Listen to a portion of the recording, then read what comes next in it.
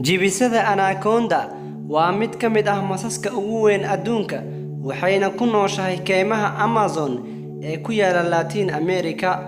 Waxay awoodaa inay laqdo ariga iyo yaxaaska. Maxaa dhacayo haddii ay anaconda isku daydo inay laqdo qof bani aadan ah? Awood miyay u leedahay anaconda inay laqdo qof insaan ah? Si aan wax uga ogaano arrimahaas, waxaan sii gudagalaynaa mowduuca. Muuqaaladan oo kale haddii aad ka hesho, like saar muuqaalka siina share garee, sidoo kale subscribe saar channelka si aad ula socoto muuqaalo waxtar leh. Maxaa dhacaya haddii ay laqdo anaconda qof bani aadan ah? Rumayso ama ha rumaysan, hadda ka hor sanadkii 2014 ayaa qof isku dayay inuu tijaabiyo arrinkan asagoo xirnaa jaakado iyo dhar uu uga gaashaantay sunta iyo halista masaska. Waxayna anaconda isku dayaysay in ay laqdo qofkaas muddo saacad ah, balse ma aysan u suurtagelin anaconda inay laqdo qofkaas. Haddii ay u suurtagali lahayd anaconda inay laqdo qofka, maxaa ku dhici lahaa qofkaas? Adigoo iska dhex wareegaya keymaha Amazon, waxaa laga yaabaa inaad si lama filaan ah kula kulanto anaconda. Anaconda dhirirkeeda waa 9 mitir, culeyskeeda ama miisaankeeda waa 225 kilogram. Waxaa laga yaabaa inaad u naqato anaconda cunto aad u macaan haddii ay ku laqdo. Hilibka ugu yar ay cuni karto anaconda ayaa ah 18 kiilo oo hilib ah.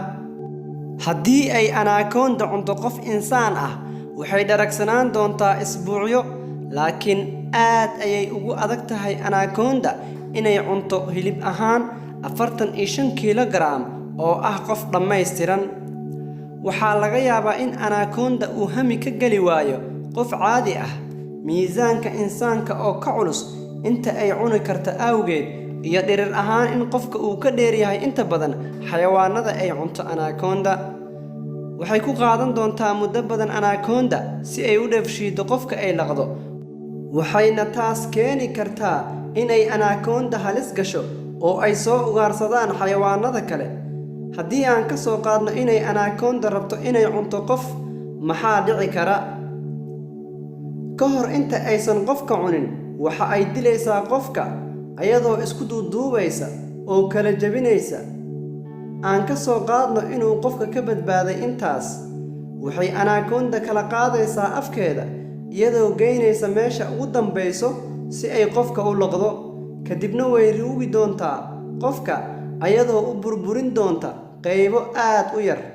Nasiib wanaag, anaconda miciyaheeda ma aha kuwa sun leh oo dhibaato u geysan kara qofka. Wadada kaliya ee dhibaato u geysan karto qofka ayaa ah in ay laqdo ama ay toos u cunto. Waxaa jirkeeda gudihiisa ku jira dheecaano badan oo ay u adeegsanayso si ay u qoyso waxyaabaha ay laqdo ama ay cunto. Qofka markii ay laqdo anaconda wuxuu sii mari doonaa hunguriga, kadibna murqaha hunguriga ayaa qofka sii dejin doona ilaa uu ka gaaro caloosha. Markan qofka weli waa uu nool yahay, anaconda waxay soo daynaysaa dheecaano aashita ah si ay uga takhalusto qofka oo ay u milmiso jirkiisa. Waxayna dheecaanadaas milmin doonaan dhammaan qofka ayagoo dilaacinaya maqaarka qofka, sidoo kalena shiidaya lafaha. Imise ayay ku qaadan doontaa anaconda inay dheefshiido qofka ay laqdo gabi ahaan? Waxay awoodaa anaconda inay yaxaaska maqaarkiisa iyo gabi ahaantiisaba ay ku milmiso caloosheeda gudaheeda muddo 3 maalin ah. Marka insaanka oo ka maqaar jilicsan yaxaaska, intaas in ka yar ayay ku awoodi kartaa inay ku milmiso maqaarkiisa. Xataa qofka haddii uu wato jaakad ama wax difaacaya jirkiisa, waxba uma tarayso. Mar haddii ay anaconda laqdo, waxaasoo dhan waxaa burburinaya dheecaanada aashitada leh ay soo daynayso anaconda. Si kastoo ay ahaataba, jibisada anaconda badanaa ma damacdo inay cunto ama laqdo qof caadi ah, maxaa yeelay jir ahaan bani aadanka waxa uu ka weyn yahay xayawaanada ay cunto anaconda badanaa, waana uu ka dheer yahay. Waxaana macquul ah inay dhibaato badan kala kulanto oo ay soo ugaarsadaan xayawaanaadka kale. mowduuceena maanta ee aan uga hadlaynay jibisada anaconda intaas ayuu ku egyahay. wassalaamu calaykum waraxmatullaahi wabarakaatuh.